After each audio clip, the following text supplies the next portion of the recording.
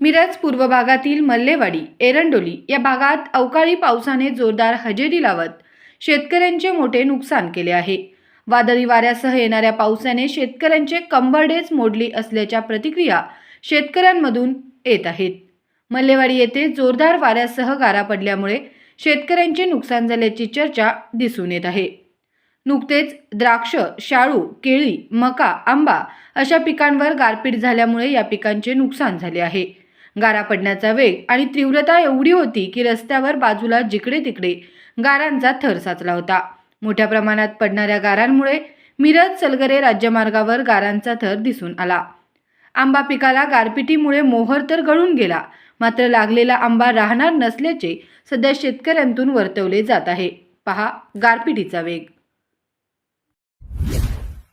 ताज्या बातम्यांसाठी पाहत रहा संघर्ष माझा जत।